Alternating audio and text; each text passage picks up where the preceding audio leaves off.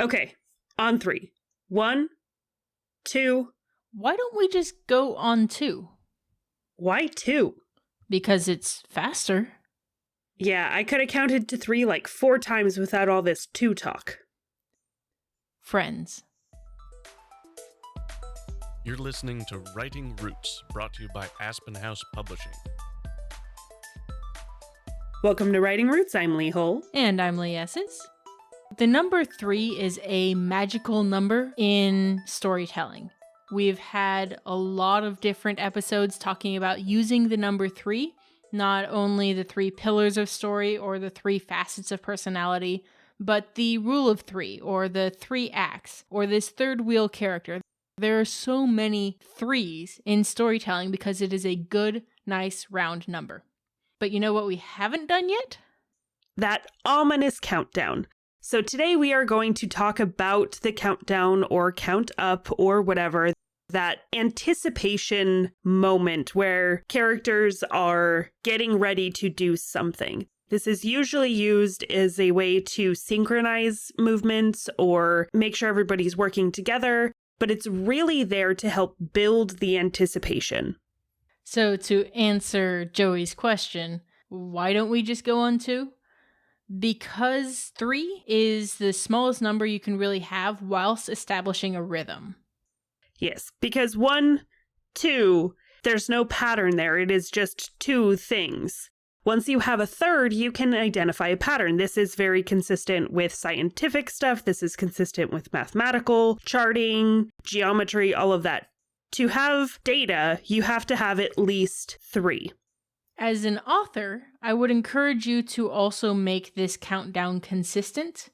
Even if you're doing more than 3 numbers, if you're counting down from 1 minute or whatever, measuring the amount of text between each of these counts and making sure it's consistent will help us as readers build anticipation instead of everything kind of feeling all over the place. If the character's going 3, 2, period, and then we've got a page and a half of description, then 1, that can be very difficult to connect and to build that anticipation with a character. If you are counting down and breaking it up every paragraph or whatever, and the amount of words between each of the numbers is more or less consistent, it helps us lean forward with the momentum of the scene. I believe it was either one of your books or a Jack Reacher book that I read. I'm flattered by the comparison. That had this kind of count in a sequence where I think they were counting the number of bullets in a chamber. That might have been yours. Yeah. And they were counting, I guess it was a count down from the first shot fired, counting down, and it was a very regular rhythm within the story of when and how they were using this firearm and how you were using that countdown to help establish that tension. Because the closer you got to the 1 and the 0, the more problematic we knew it would become for the character. That one also served a double duty of, instead of having to say he pulled the trigger 3 times in quick succession, that's just a lot of words. So if I go 6, 5, 4, then we know he's lobbed off 3 rounds and we don't have to spend a lot of time reading that. And it just moved the whole scene much faster. Overall, this kind of count, a count up or a count down, can really help the reader feel connected to the story, whether through that emotional tension or through that rhythm. It can help the reader track and follow more easily what's happening. There is often a conversation between a couple of the characters where you're talking about if we're counting down from 3, if we're counting up from 3, if we're going 1, 2, 3, and then hitting the door, or if we're hitting it on 3 or on 1.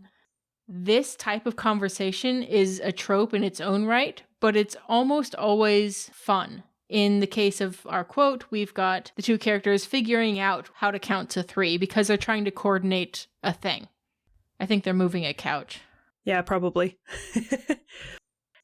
And you can have moments where they're debating about, well, why 3? Or one of the common ones is do we go when it hits 3 or do we go after 3? Do we go at that rhythm after 3? Oh, wait, let's just count down. Okay, then do we go on 1 or do we go on the unsaid 0? It can create these kind of fun, light comedic moments and good character banter between each other.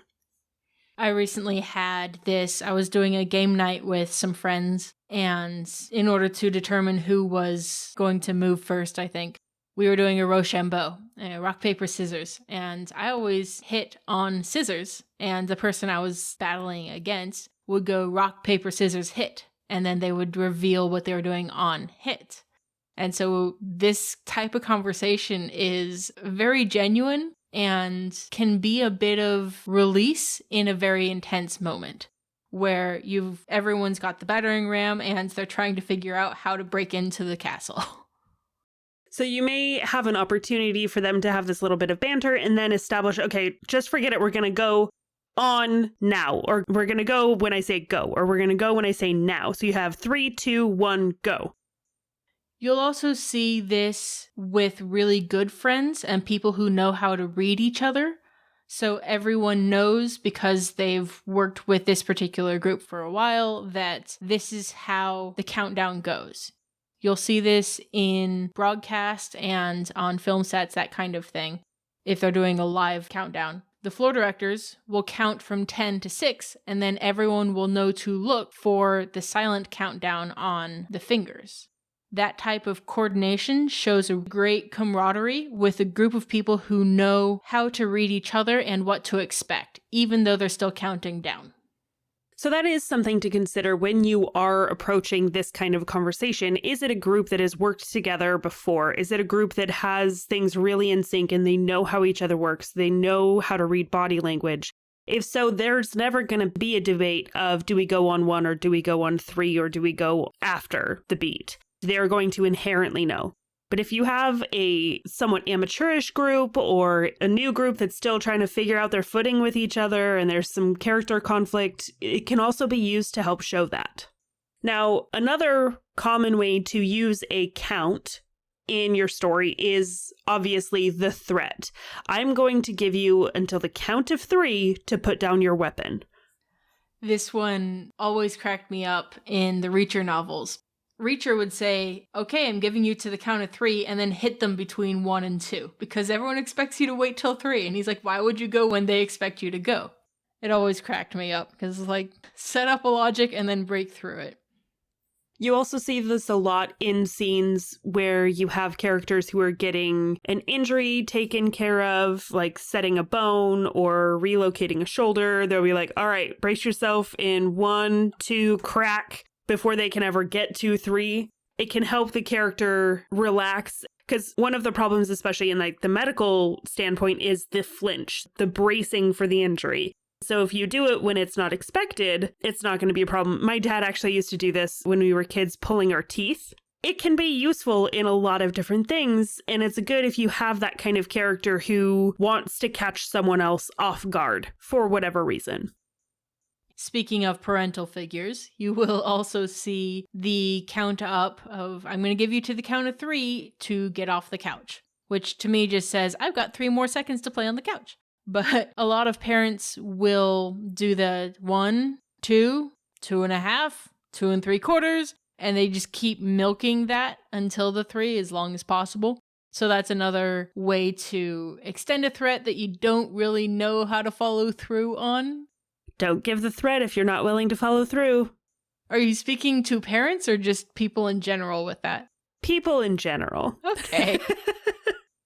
When it comes to this kind of countdown, count up, it isn't always a person doing the counting. I think one of the most common countdowns that you see is the bomb timer countdown that creates a bunch of suspension in those crime dramas.